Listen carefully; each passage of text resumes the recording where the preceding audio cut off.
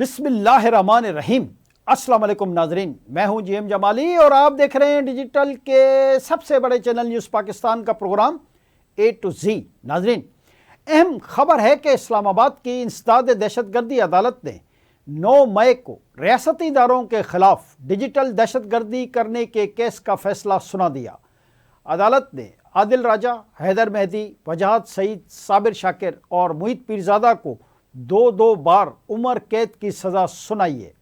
عدالت نے ملزمان کو دیگر دفعات میں بھی مجموعی طور پر 35 سال قید کی سزائیں سنائی ہیں۔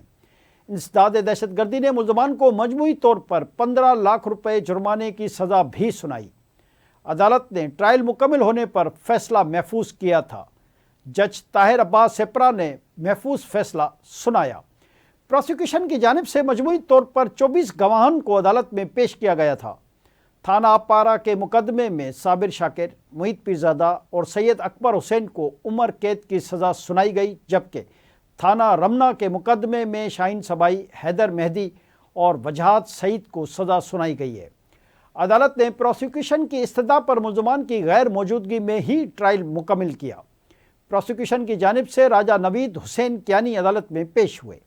عدالت میں ملزمان کی جانب سے گلفام اشرف گورایا ایڈوکیٹ عدالت میں پیش ہوئے۔ گلفام گورایا ایڈوکیٹ کو عدالت کی جانب سے ملزمان کا وکیل مقرر کیا گیا تھا۔ واضح رہے کہ انسداد دہشت گردی قوانین کے مطابق ملزمان کی عدم موجودگی میں ٹرائل کیا جا سکتا ہے۔ ناظرین، دوسری جانب وفاقی کابینہ نے اسلام آباد میں بلدیاتی انتخابات پھر ملتوی کرنے کی منظوری دے دی۔ ذرائع کا کہنا ہے کہ اسلام آباد میں پنجاب طرز کے بلدیاتی انتخابات کی قانون سازی کی منظوری دی گئی ہے۔ وزیر اعظم شہباز شریف کی زیر صدارت اجلاس میں چیف کمشنر اسلام آباد کی جانب سے وفاقی کابینہ کو بلدیاتی انتخابات سے متعلق بریفنگ دی گئی۔ اجلاس میں کابینہ کمیٹی برائے قانون سازی کے 3 دسمبر اور 30 دسمبر کے اجلاس کے فیصلوں کی توثیق کی گئی۔ اس سے قبل وزیر اعظم شہباز شریف نے بیرونی اور ملکی سرمایہ کاروں کو مزید سہولیات دینے کے لیے سفارشات طلب کی تھیں۔ وزیر اعظم کا کہنا تھا کہ اقتصادی اصلاحات پر مبنی معاشی گورننس کی پالیسی پر تمام وزارتوں کی طرف سے مؤثر عمل درآمد ناگزیر ہے۔ ناظرین، ایک اور اہم خبر سے آپ کو آگاہ کریں کہ وزیر اعظم کے مشیر برائے سیاسی امور رانا ثناء اللہ نے کہا ہے کہ صدر، وزیر اعظم اور بانی پی ٹی آئی سمیت 5 بڑوں کو اعتماد سازی کے لیے آپس میں مل بیٹھنے کی ضرورت ہے۔ رانا ثناء اللہ نے کہا کہ اس تجویز میں پیپلز پارٹی بھی ہمارے ساتھ ہے۔ ٹی وی ٹاک شو میں بات چیت کرتے ہوئے رانا ثناء اللہ نے کہا کہ P T I social media پر اداروں کے خلاف مہم بند کرتی ہے تو میرا خیال ہے کہ حالات بہتر سمت میں جائیں گے۔ پی ٹی آئی کا اپنے بانی سے ملاقات کا راستہ آسانی سے کھل سکتا ہے۔ انہوں نے کہا کہ جن سوشل میڈیا اکاؤنٹ سے اداروں کے خلاف مہم چلائی جاتی ہے انہیں بند کیا جانا چاہیے۔ پی ٹی آئی قیادت یہ کہہ کر جان نہیں چھڑا سکتی کہ ان اکاؤنٹس پر ان کا کوئی کنٹرول یا تعلق نہیں ہے۔ انہوں نے مزید کہا کہ پی ٹی آئی قیادت کو ان اکاؤنٹ سے اظہار لا تعلقی کرنا ہوگا۔ انہوں نے مزید کہا کہ جب بانی پی ٹی آئی کی بہن نے ان سے ملاقات کی تو جیل سپرنٹنڈنٹ نے انہیں کہا کہ ملاقات کے بعد میڈیا سے بات نہیں کرنی۔ مشیر برائے سیاسی امور نے کہا کہ پی ٹی آئی کی 8 فروری کی اپیل ناکام ہوگی، وہ پہیہ جام نہیں کر پائے گی۔ رانا ثناء اللہ نے کہا کہ صورتحال صرف تب بہتر ہو سکتی ہے جب 5 بڑوں میں اعتماد بڑھانے کے اقدامات ہوں۔ ان بڑوں میں شہباز شریف، آصف زرداری، بانی پی ٹی آئی شامل ہیں۔ جب تک ان شخصیات کے درمیان اعتماد سازی کے لیے اقدامات نہیں ہوں گے، بریک تھرو نہیں ہوگا۔ رانا ثناء اللہ نے کہا کہ ان کے اور عامر ڈوگر کے رابطوں سے بریک تھرو نہیں ہوگا۔ دوسری جانب تحریک انصاف کے چیف ویپ ملک عامر ڈوگر نے کہا کہ 5 بڑوں کی ملاقات ہو جائے تو پھر جھگڑا ہی ختم ہو جائے گا۔ ہو سکتا ہے کہ آج نہیں تو کل ایسا ہو جائے۔ سیاست میں دروازے کھلے رکھنے چاہیے۔ انہوں نے مزید کہا کہ سیاست کو سیاسی مخالفین تک رکھنا چاہیے۔ ریاستی اداروں کے خلاف کردار کشی کی مہم بند ہونی چاہیے۔ ملک عامر ڈوگر نے کہا کہ اعتماد سازی کے لیے بانی سے ہمارے اتحادی MWM کے راجہ ناصر عباس اور تحفظ آئین پاکستان کے محمود خان اچکزئی کی ملاقات کروائی جائے۔ انہوں نے کہا کہ رانا ثناء اللہ آگے بڑھیں اور ایسا ماحول پیدا کریں۔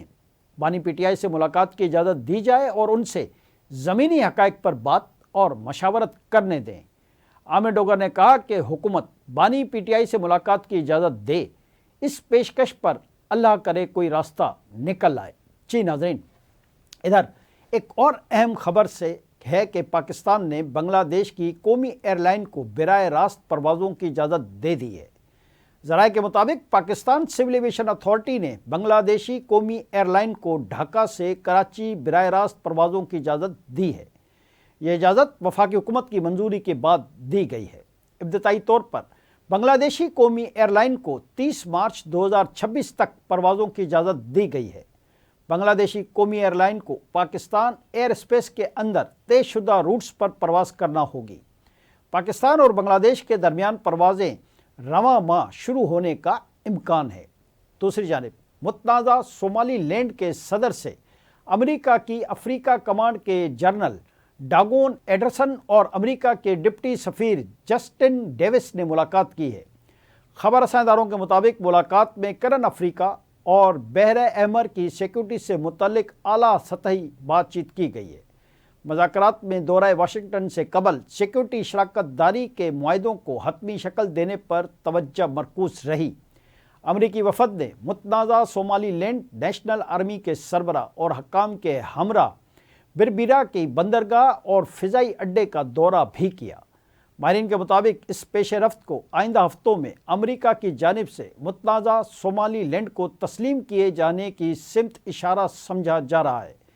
واضح رہے کہ اسرائیل نے گزشتہ ہفتے خود ساختہ جمہوریہ صومالی لینڈ کو ایک آزاد اور خود مختار ریاست کے طور پر تسلیم کیا تھا۔ دریاسنا امریکی صدر ڈونلڈ ٹرمپ نے اپنی صحت اور عمر سے متعلق خدشات کو مسترد کرتے ہوئے کہا ہے کہ ان کی صحت بالکل ٹھیک ہے۔ وال اسٹریٹ جرنل کو دیے گئے ایک انٹرویو میں صدر ڈونلڈ ٹرمپ نے میڈیا کی جانب سے لگائے گئے الزامات کو بے بنیاد قرار دیا۔ 89 سالہ ڈونلڈ ٹرمپ کا کہنا ہے کہ اگر وہ اپنی دوسری مدت مکمل کرتے ہیں تو وہ امریکی تاریخ کے سب سے عمر رسیدہ صدر ہوں گے، تاہم عمر نے ان کی کارکردگی پر کوئی اثر نہیں ڈالا۔ انہوں نے مزید کہا کہ میری صحت مکمل طور پر ٹھیک ہے، کچھ بھی غلط نہیں ہے۔ انٹرویو میں ڈونلڈ ٹرمپ نے واضح کیا کہ انہوں نے MRI نہیں بلکہ CT اسکین کروایا تھا اور اس طبی جانچ پڑتال پر انہیں افسوس ہے کیونکہ اس سے غیر ضروری قیاس آرائیوں نے جنم لیا۔ امریکی صدر کا یہ بھی کہنا تھا کہ میڈیا ان کی تصاویر کو غلط انداز میں پیش کرتا ہے اور پلک جھپکنے بھی نیند قرار دے دیتا ہے۔ صدر ڈونلڈ ٹرمپ نے انٹرویو کے دوران اعتراف کیا کہ وہ روزانہ 325 ملی گرام اسپرین لیتے ہیں جو عام مقدار سے زیادہ ہے۔ اسپرین خون کو پتلا رکھنے میں مدد دیتی ہے، تاہم اسی وجہ سے میرے ہاتھوں پر نیل پڑ جاتے ہیں جنہیں میک اپ سے چھپایا جاتا ہے۔ انہوں نے یہ بھی کہا کہ وہ ورزش کے شوقین نہیں اور ٹریڈ مل پر چلنا یا دوڑنا انہیں بورنگ لگتا ہے، البتہ وہ گولف کھیلتے ہیں۔ ڈونلڈ ٹرمپ نے مصروفیت کم کرنے کی تصدیق کرتے ہوئے کہا کہ یہ فیصلہ توانائی یا صحت کی کمی کی وجہ سے نہیں بلکہ اہم کاموں پر توجہ دینے کے لیے کیا گیا ہے۔ صدر ڈونلڈ ٹرمپ نے ایک بار پھر اپنی اچھی صحت کا کریڈٹ اپنی جینز کو دیتے ہوئے کہا کہ میری جینز بہت اچھی ہے۔ آج کے لیے اتنا ہی۔ اگلے پروگرام تک کے لیے اپنے میزبان جیم جمالی کو اجازت دیجیے۔ اللہ حافظ۔